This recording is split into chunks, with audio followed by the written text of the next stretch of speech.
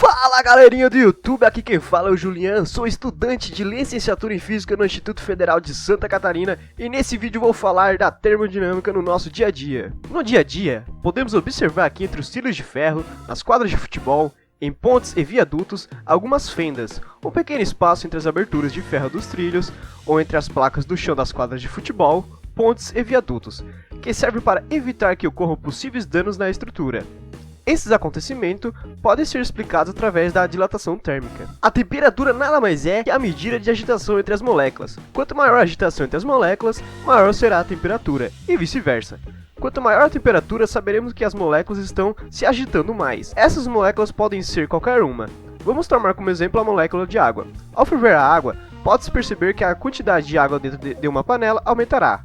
Mas não é a quantidade, e sim o volume. Pois ao esquentar a água, aumentará a agitação entre as moléculas de H2O dentro da panela, aumentando a distância entre elas e aumentando o volume, dando a impressão de ter mais água dentro do recipiente. Ao diminuir a temperatura, o contrário acontece. O agitamento entre as moléculas diminuirá e a distância entre elas. O que explica esse aumento e diminuição da distância e agitação entre as moléculas não depende apenas da temperatura, e sim também das forças intermoleculares. As forças intermoleculares nada mais é que a força que une as moléculas entre elas. Uma quantidade de energia, como o calor, aumenta a distância entre as moléculas, que pode até chegar a um momento em que rompe a força intermolecular que une as moléculas, desunindo elas. Temos vários exemplos no nosso dia a dia de problemas e situações com a termodinâmica. Por exemplo, quando temos dificuldades para abrir um pote de vidro com a tampa de metal. Para resolver o problema é bem simples, a tampa está bem apertada, que segura o pote de maneira nenhuma o solta. Essa situação muitas vezes pode ser resolvida usando calor. Sabemos que aumentando a temperatura, a distância e a agitação entre as moléculas aumentará. Portanto, ao esquentar apenas a tampa do pote, a tampa dilatará levemente. Mesmo que seja imperceptível, a distância entre as moléculas e a distância entre elas aumentará, aumentando levemente o tamanho da tampa, facilitando a abertura do pote. Vamos voltar com o exemplo da água na panela. Como foi explicado, ao esquentar a água de uma panela, a agitação e distância entre as moléculas da água aumentarão, aumentando o seu volume dentro da panela. Ou seja, aparentará que a quantidade de água aumentará dentro da panela. O mesmo acontece em uma panela de pressão. A água dentro chega a um ponto em que ela ferve e começa a virar vapor, aumentando mais ainda a distância entre as moléculas e a agitação entre elas.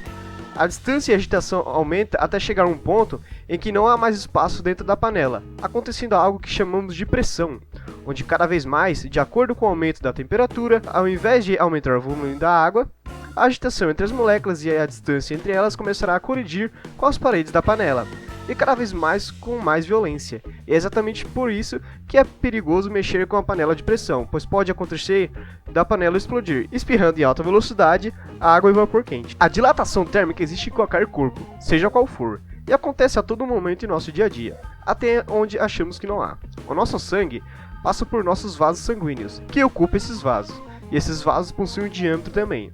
A passagem do sangue colide com as paredes dos vasos sanguíneos, que podemos chamar de atrito.